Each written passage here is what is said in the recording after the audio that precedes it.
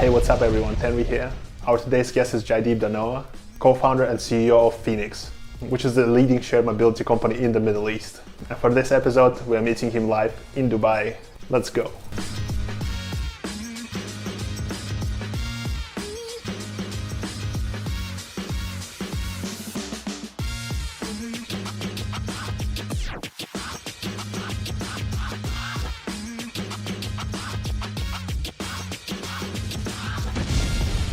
Thanks for having me. And I think we can start with your quote you have on your Tumblr account, that you love building products that everyday people can use and have fun with. Is that what you're doing with FENIX nowadays? Yes, to an extent, right? Our mission is to unleash urban potential and propel communities forward, right? So it's more than e-scooters, right? E-scooters are a means to an end. In that extent, we see mobility as a regressive tax, where the richest, right, they all own cars, live close to work, right. The poorest have the highest cost in mobility, both in terms of share of income and in terms of time, right, which is another cost that we don't consider, right. And that is a real limiter on access to opportunity.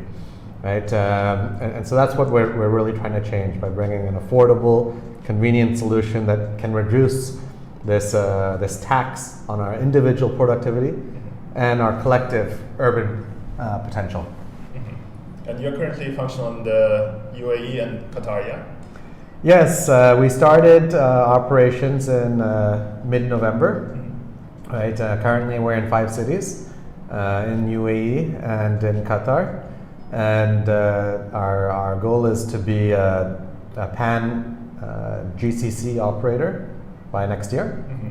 Right? And thankfully, I mean, so far so good. So far so good. But yes. How is it? Because I've seen around this really car-centric culture here. And yeah, how are you gonna find that?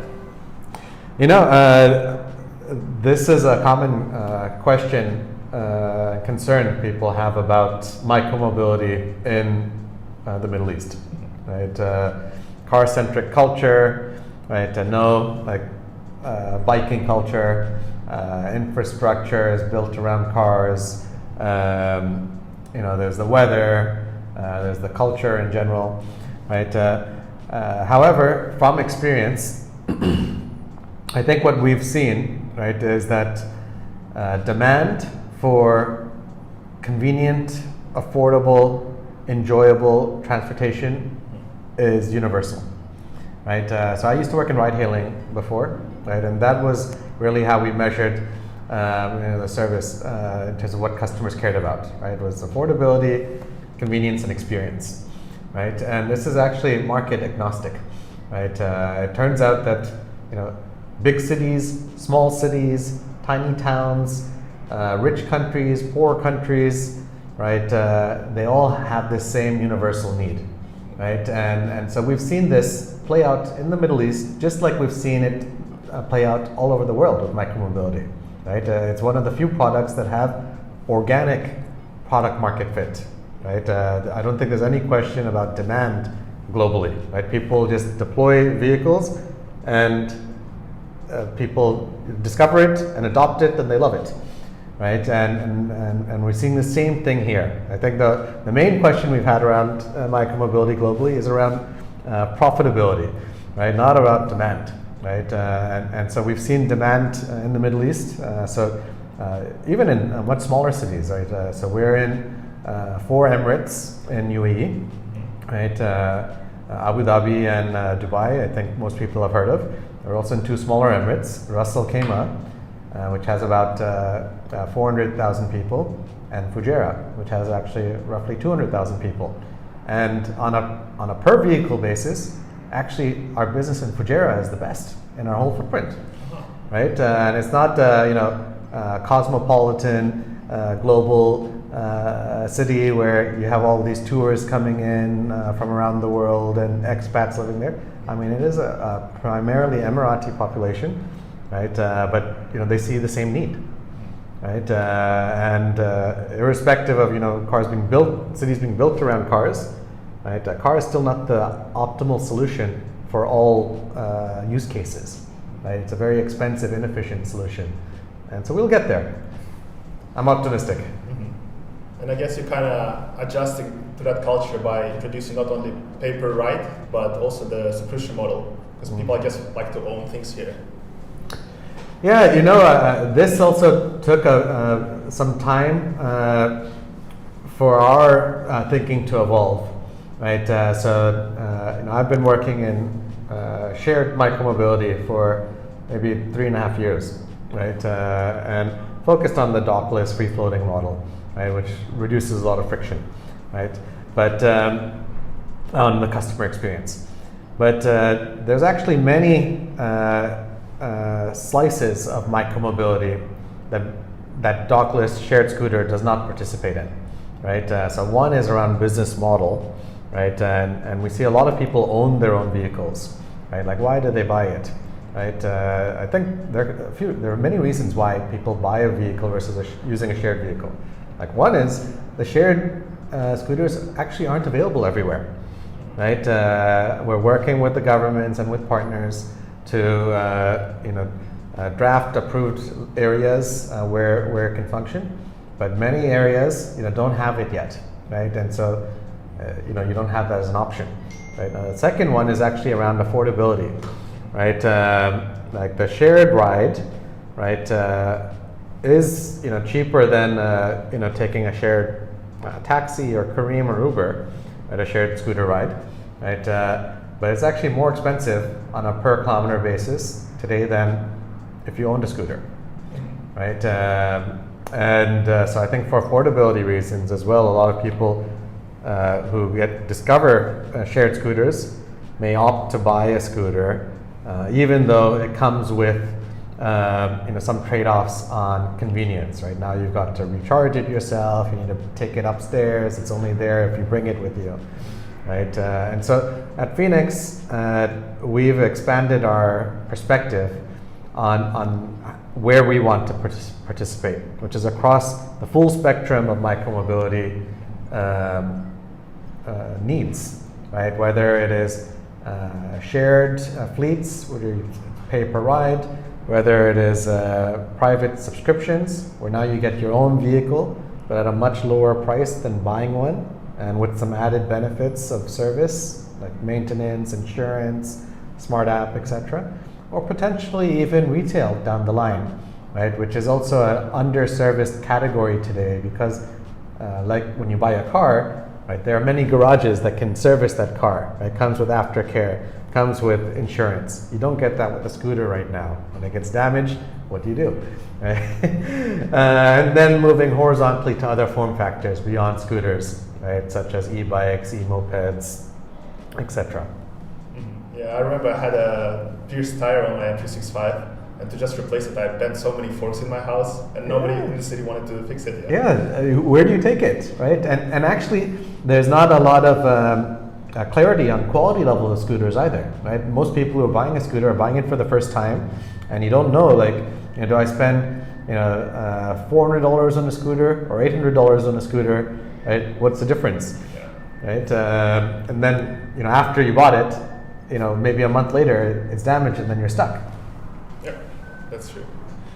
And on your mission, then, you recently, the seed funding you received, 3.8 million. It was one of the biggest in the region, and yeah, the first one from an Israeli organization towards UAE. So really cool. Yes, actually, we're very fortunate to participate in this historic event, right? And humbled that we were granted this opportunity. From a FENIX perspective, right? We were really looking for the most value-adding investors, right? That can support our mission. And before the Accords, right, any Israel-based investor was not in our universe of consideration, right? It just so happened, once the Accords were signed, we realized that, hey, there's actually one of the leading mobility funds in the world, not that far from us in similar time zone, right, that we can discuss our vision with. And there was just an immediate fit, right, from their investment mandate and what we were looking for. And they've been very, very supportive investors. They have great experience, 30 portfolio companies in mobility around the world, Rolodex of automotive limited partners such as BMW, Nissan, Hyundai, Mitsubishi, right, that are investing in new mobility opportunities via Maniv. So we're very excited to be working with them. Yeah. Then I think let's move on to your own history, because you finished an engineering bachelor first in the Columbia University. Yes, that's where I first got the thirst for entrepreneurship was while I was at Columbia. Right, and I decided not to go into Wall Street. And my first job out of college, I joined one of my advisors. We got into the online sports media space. We actually acquired all the global internet rights of Indian cricket, which to that date actually never existed online. Right, this was 2007. And so I was head of product for that company. We built a portfolio of digital media assets. We had millions of users in short time. And for me, it was a great growth experience. And did ESPN then pick you up from that point? Yes, the company went through a trade sale. And I then decided to try my hand at a larger company. I just see the flip side. First work at a scrappy startup, and then go to a global conglomerate, right? But it was in a way entrepreneurial endeavor, right? So I joined ESPN under the Walt Disney Company as their first employee in Singapore, and to lead their online live sports business in Asia Pacific. Right, and it sounds great, but there was no business when I joined. They had a bunch of digital rights. This was 2010, and it was my job to help exploit those rights and bring it to market across a diverse regional footprint. And is it also around that time when you went to the Silicon Valley? Also another life-changing moment for you? Yes, you're telling my story for me, right? So I spent 2 years with Disney and launched in 5 countries, and then decided to take a step back. I wanted, my career path to be, a more conscious, deliberate decision, whether I wanted to continue in media or go back to building products, right? So I went for my MBA at INSEAD, and then I joined McKinsey in San Francisco. And of course, it was a great training ground and gave me tremendous exposure to many different problems and industries and people, I think most importantly, and to Silicon Valley, of course, as well. After McKinsey, I moved back to Dubai to join Careem, right, which was the region's challenger ride-hailing service. Right, and that was a very rich experience. My first time moving from consulting back towards startups. When I joined Careem, it was a much smaller company. Right, it was just after their Series C, right, and which was a 60 mil round. And they were approaching a level of size, though, where they had to be more thoughtful and deliberate on how they continued to achieve their growth, right? And so that's where my opportunity came in. I was leading growth and strategy under the CEO, Mudassir Sheikha. And I played just a small role in a very big success story for the region. And I was there for about a year. But then you met your brother from another mother during those days as well. Your current co-founder. Yes, I met IQ while at Careem. We joined roughly the same time, right? And IQ was, of course, the other Silicon Valley import, right? Who came in to really, build an engineering culture and function at Careem, right? Something that had not been done before in this region. He played a phenomenal role in Kareem's development. And yes, we've been fortunate to work on 3 mobility companies together. But when you met him, what was the thought? Like, you saw him, you're like, this guy, I'll spend a lot of years with him now. Yeah. No, never thought about it. Right? We were, part of a leadership team at Kareem, right? And he was very underwater with a lot of engineering efforts, and we all were. Everyone was stretched in a good way. It was such an exciting time. We were growing 20 to 30% every month, right? But yeah, we stayed in touch. I left Kareem. I moved to Southeast Asia. I was with Grab. I was leading micromobility at Grab, actually. That's how I got introduced to the category. And when I decided to move back to Dubai to start a micromobility service for this region, that's when IQ and I reconnected. He at the time had moved on as well. He was with Lyft, leading their autonomous driving team in Munich. And we decided to join forces with the shared scooters for the region. Mm-hmm. And then when you moved to Grab? Yes, so for those of you who are not familiar, Grab is a super app in Southeast Asia, a market of 650 million people. It started as a ride-hailing operator and then started diversifying into various verticals, including payments, food, deliveries, etc. And so I joined Grab's venture team in 2017 to help drive that vertical expansion. Actually ended up focusing on micromobility my first week, and that was really my first exposure to this category. Honestly, initially I was quite skeptical. I didn't understand, how these bicycle companies were raising hundreds of millions of dollars, right, just for mechanical bicycles, right? What was behind it? Right, but then the more exposure I got to the category, I think I started to develop a real appreciation for the disruptive approach to the cost structure of mobility that micromobility is enabling, right? And so, having come from ride-hailing, the whole promise was that we're going to change the way people move, eliminate car ownership. And that promise hasn't been realized. Right? You look at trip penetration globally, it's maybe like 1% of trips are in ride-hailing, right? And predominantly it's in private cars, right?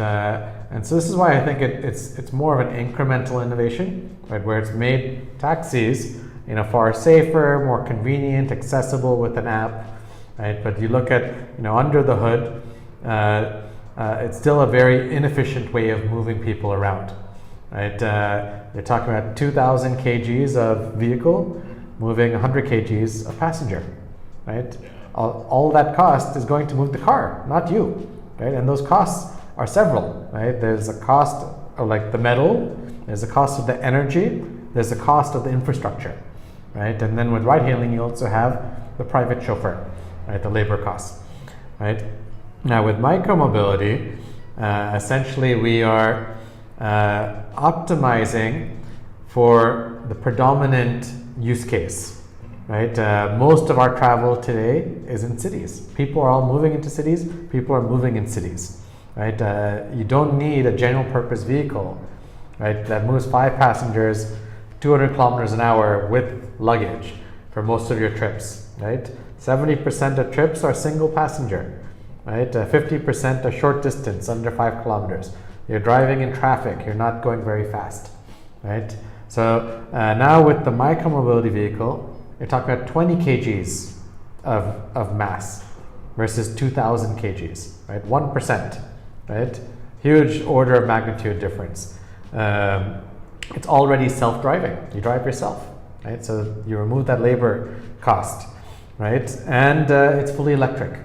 90% energy efficiency versus on the electric drivetrain versus 30% on the combustion engine, right? So now when you unpack it, you're like, wow, this actually is a much lower cost of service, right, per kilometer.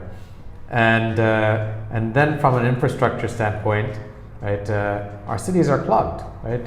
More and more people are moving in. There's finite space for cars. Already we are allocating 30% of our city, right? And that's a big subsidy that we're all bearing indirectly, right? That space can be used for other things, right? And so if the data shows if you repurpose one car lane for micromobility, right, you move 6x the passengers, right? So it's not a 5% increment, it's a 500% increment, right? And that magnitude of change is so substantial that it's inevitable, right? It's going to happen, right? Now the challenge, that I saw working at Grab and through the, exposure to the whole bicycle sharing industry in China, right, was not around demand, right? It was you saw like dramatic product market fit organically all over the world. Right? The challenge more so was around unit economics and sustainability, right? While I'm very bullish on the category, right, I felt the Southeast Asia market, was a more challenging market than the Middle East, which I'd also worked in previously with Kareem and went to school here, etc. Right, and so that's why at the end of 2018, right, I decided to resign from Grab and move back here to start the micromobility movement in the region. Right, so I felt there was a strong founder market fit, right, that I understood the problem space in a unique way. And that's why, when I came back to Dubai, I wanted to start a business here with IQ. But it took us a bit longer. Than, it's a funny journey, right? We were starting a company called Falcon, which actually got acqui-hired by Cirque, right, which is a European company, and early in the days of Cirque's journey, right? And so we joined as co-founders, right? For a year and a half, built a very good business here in the Middle East, and moved quite quickly in Europe before we were acquired by Bird. And now we're doing it again with FENIX, right? As founders, with even that Cirque experience under our belt. Then where is the branding of FENIX coming from? What was the idea behind it? We have these different colors, right, which represents diversity and inclusiveness, providing a solution for the mass market. Right, our scooters are different colors as well. As an individual, you choose which FENIX you feel like riding, right? And that's about empowerment, right? So that you can be who you're meant to be, do what you're meant to do, reach your potential. Now the name, right, FENIX, is about the rebirth of our cities and our society, right? Coming out of this pandemic to a better tomorrow. Right. Of course, there's also our business, right, that is also being reborn, from the founders that started Cirque and are now doing it again with FENIX, better and stronger, we believe. And to achieve this kind of amazing goal, you need a strong team. So how were you picking your team at the beginning? Startup is actually a team sport, right? As good as you are as an individual contributor, it doesn't matter unless the team succeeds and the business succeeds as a collective effort, right? And so that's where kind of this mission orientation and ownership mindset comes in, right? If there's a gap here, let's plug it, let's fix it, things we can do better, let's do it. And one example, right, of like how our actions come into play, right, is like our entire operations is in-house, right? So we don't we don't outsource it to gig workers, right, or third-party logistics companies, right? We employ all of our operations teams, right? And everyone is a shareholder. And with FENIX, we've taken a different approach. We think it's good for the business because the people here care a lot more, right? This is their company, right? They care about all the little details about the quality, the reliability, the safety, and it's a big part of the reason why we are the partner of choice with cities, with real estate developers, and with consumers, right? Because we have the highest quality offering, powered by our team. How do you see the company in 5 years? So we don't want to jump ahead, right? I think there's a lot of work that we need to do to prove our own viability as a company, and that's a humongous opportunity right there. And then we'll see, right?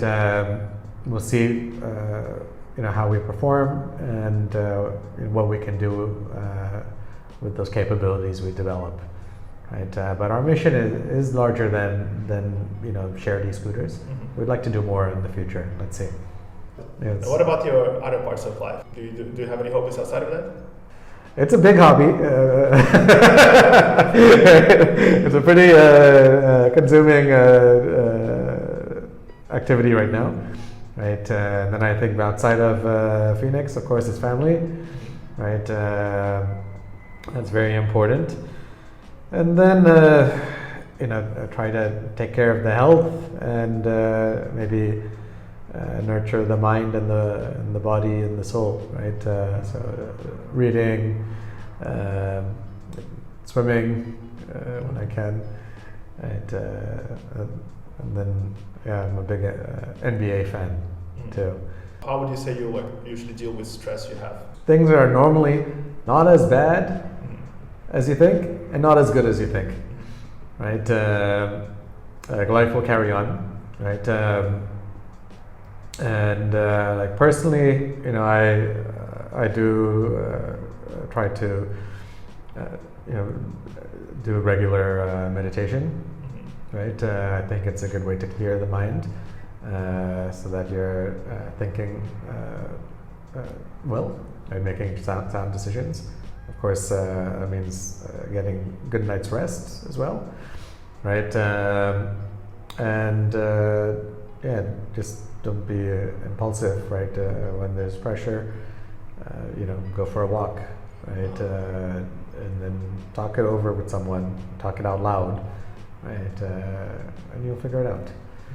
And that's, I guess, also the way how you manage to make difficult decisions. You can never be 100% right.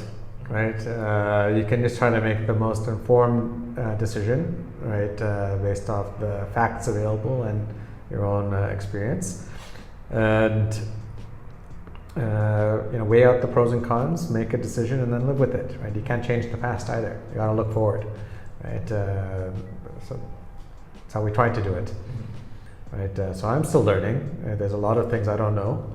And there are a lot of things that I will never know, and other people will know better, right? And so sometimes, you got to be open to outside expert advice, right? Well, then talking about other people, then who inspires you the most? I've been very fortunate that I've had a chance to work with 3 unicorn founders. I work under 3 unicorn founders. Mudas Sheikha, of course, from Kareem, very inspiring leader, very mission-oriented. With Anthony Tan at Grab, brings incredible drive and intellectual rigor to decision-making. Always looking at BATNAs, always measuring quantitatively the choices and performance. Right, and then with Lukasz Kadowski, right, from Cirque, being a very talent-focused leader, right, very focused on identifying, recruiting the best talent, right, at a level I had not seen before. It's I'm very fortunate that I got to work with 3 exceptional entrepreneurs. Tried to bring some of those learnings to our own work.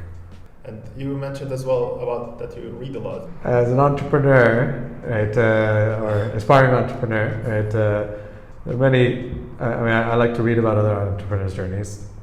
think, very popular one is The Hard Thing About Hard Things by Ben Horowitz. Right? So that's one I've gifted a few times. And yeah, there are many others. But honestly, the best way to learn is just to do, right? Learn by doing, right? So try to, and there are many different ways to test MVPs now. It's not necessarily about having like a big product with a lot of funding. You can do customer research, you can test in low-cost ways, and then practice what you're learning about. It's more fun too. Then what would you recommend in that sense to all the aspiring entrepreneurs out there? Hardest step is the first step, right? You've got to start the journey. It needs to come from you. And you got to have the courage to take the leap, right? And it can be a petrifying journey, and it takes like a lot of almost irrational exuberance or confidence. But like if you don't have that confidence to take that first step yourself, like it won't come from anyone else, right? So that's what I would advise, right? There's no better time like the present. Start your efforts in a concerted way to solve a unique problem, and you'll learn a lot more once you start about where's the real product market fit. Thanks for tuning in, and don't forget to like, comment, follow, and share. More content coming. Stay safe, TNRI out.